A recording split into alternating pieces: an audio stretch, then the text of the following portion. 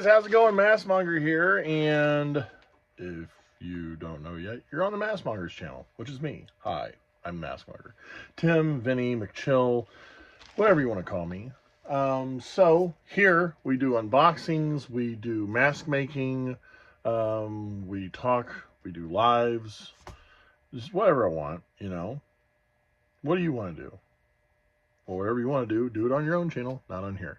Anywho, first off, before we do anything, I would like to thank you guys for being a really good supporter of my channel. Liking the videos, leaving comments down there is a huge plus.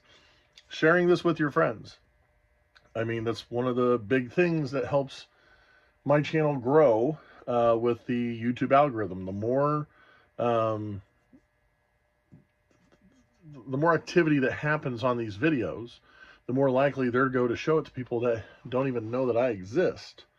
So that's why I wanted to thank you guys for that, because some of you guys are doing that, and I greatly appreciate it. Now, today, on this video, we are going to be doing an unboxing, or an unbagging, or an enveloping.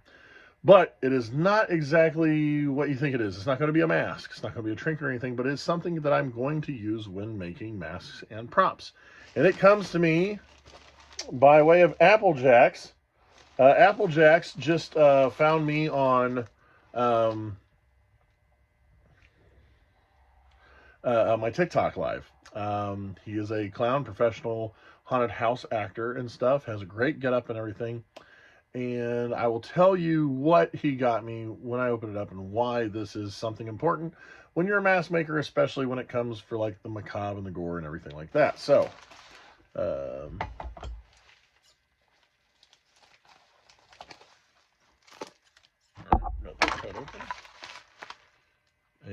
I'm going to take the first thing out because he said he was going to put other things in it first. And here we go. This is the first thing we're going to pull out. Nice little trick-or-treat bag. And yeah, he makes his own soaps too. He said he was going to throw this in here just as a fun little extra, which is awesome. And here we go. Oh, he got me, it's a little jack-o'-lantern bat and a skull. They smell nice. You know, something fun to have, decorative. If you have guests over, you know, especially during Halloween season, it's good to have these around. Like maybe you have them in the spare bathroom next to the sink. That's awesome. Cool. Thank you very much for that, Apple Jacks. And this is the main thing. I wanted to, oh, this right here. See, guys, it's got his name on it, Apple Jacks. This already used, not bad though. At least I know it works.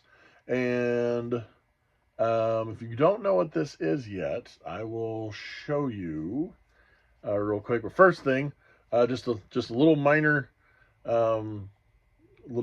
thing to let Apple Jacks know: whenever you send anything that is in liquid form, do make sure not only is it wrapped and the thing is secure, that you also have it in its own separate bag when you're shipping it. And I learned this from experience because I didn't want to listen to the thing either, and I was shipping a latex paint that I mixed, and by the time they had got it, it had busted and dried all up inside the envelope.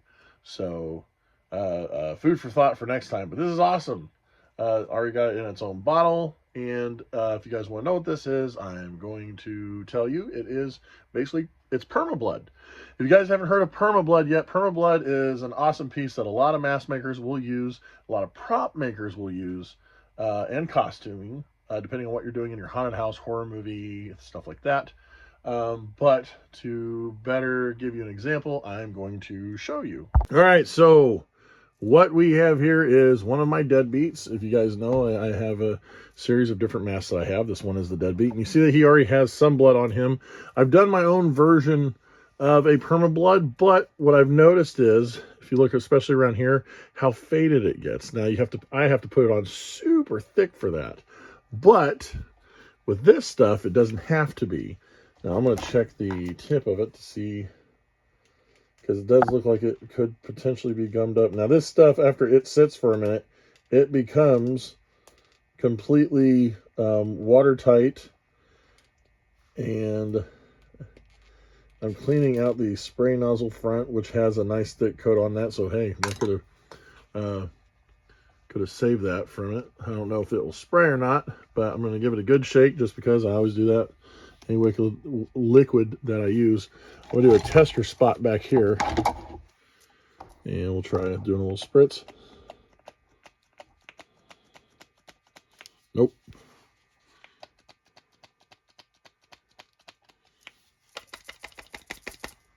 Okay, so we're going to have to do a brush. But I've shaken it, so I know that they're... Oh, look at that. So this is what it looks like coming out. Isn't that great? I just put a little right here. That is nice, thick, coagulated, nasty. Now, see, this is the one blood that I make is supposed to be when it dries.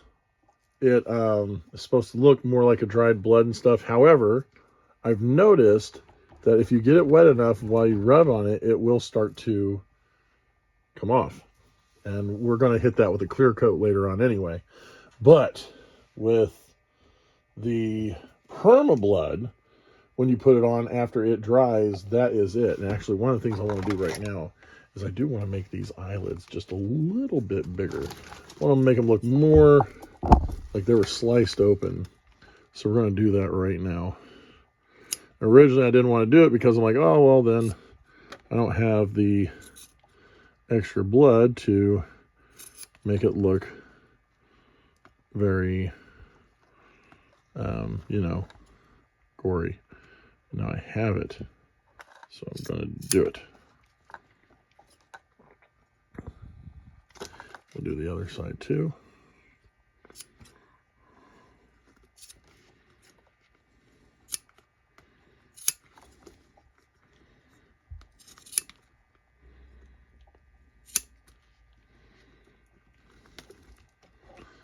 Open it up, cut it down, get down, turn around, go to town, sell a pound. Just make some uneven cuts around like that. That's what I want. Oop, moving the camera.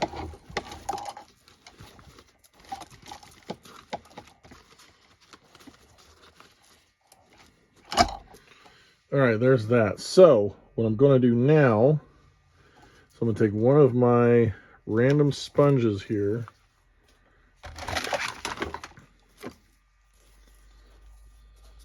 Let's go with, cut a free spot open for it.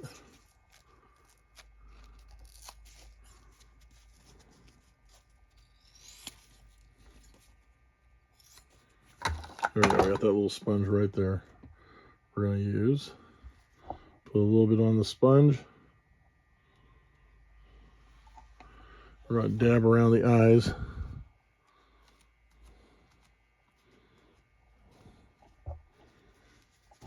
And just look at it. Look how thick it goes on. That's great. And I'm just taking from the edge here and just wiping it on there. Just adding it on there, causing that. And it's already got like a coagulation to it. I like saying the word coagulation, it sounds fun.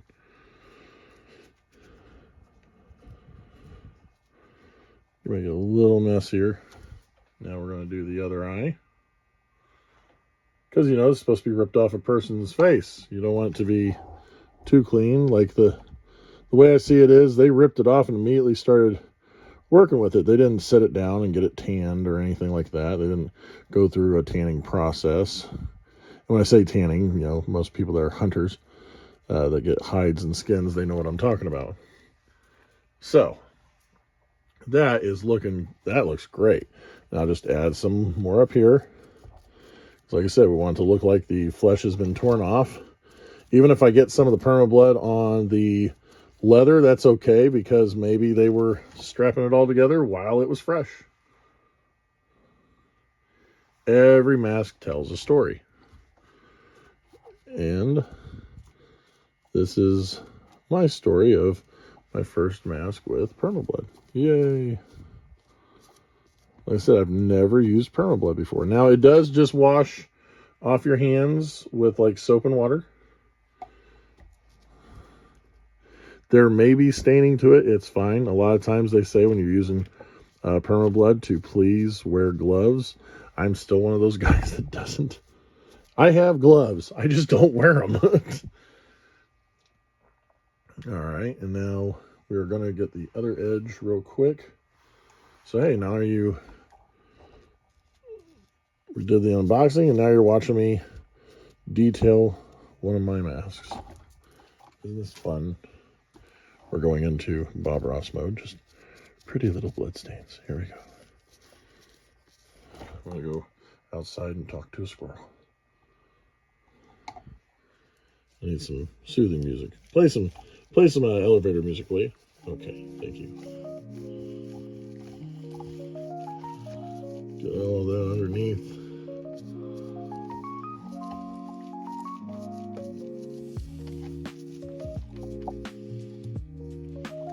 There we go. So now we're going to do a little bit around the nostrils.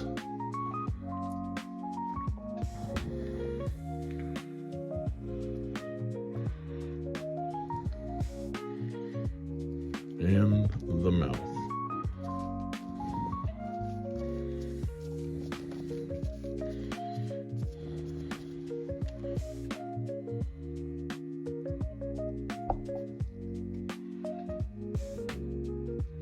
And you don't have to use just a sponge. You can, like I said, if you get a good spray bottle, you can splurt it. You can use a brush, use a stick, use your own hands. It's fine. You know, like, see, you can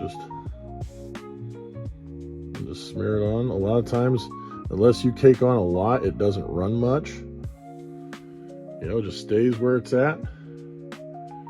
You give it, I want to say it's like, from what I've read, a lot of places say it's like 24 hours to cure.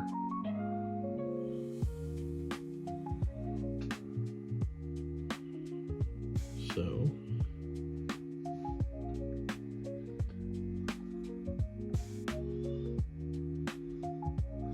and right now we have two types of blood effects here. We have the old dried up version. We got some fresh on here. I'm very happy with the way this turned out. Very happy with the way this looks.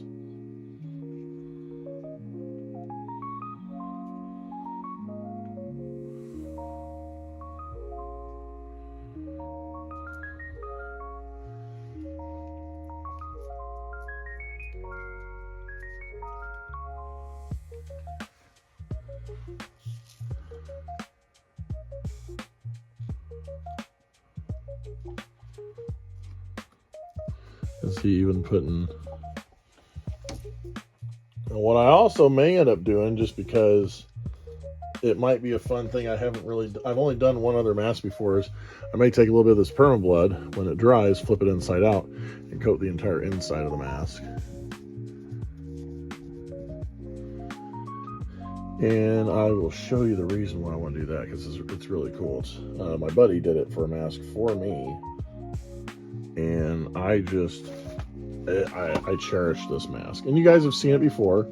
A lot of you have. If you haven't, it's earlier down the way on my video list. So hopefully if you are subscribed to my channel, you can go check it out. But I'll show you his real quick. So this is my Carver corpse, and I had a lot of help making sure this came to be through my buddy Eric Eads from Night Terrors. And what he ended up doing was, if you look here, he took the whole inside is coated in PermaBlood, so it looks like it is freshly ripped off of the face. And he went above and beyond. Like he punched holes, did all that. It is such a fantabulous piece. And now, since I have the PermaBlood, I can try to mimic some of that stuff. Yeah, huge shout out to Applejacks. You can reach out to him and go like his TikTok. That's where I found him at. I'll put his TikTok information down at the bottom. Like his page, reach out to him, talk to him. He does some awesome pieces, and look how much more gory this is now that we've done the PermaBlood on it. So thank you guys very much, and until next time, just remember, there's always room for improvement, just like I did today.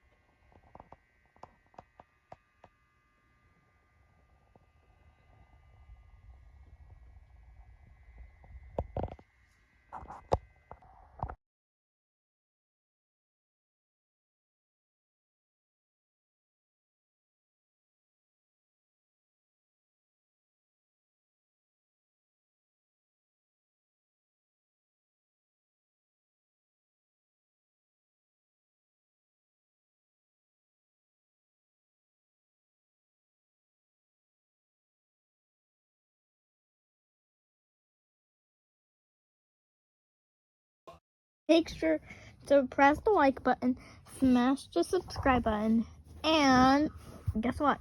What? Turn on the notifications. Thank you. See you soon.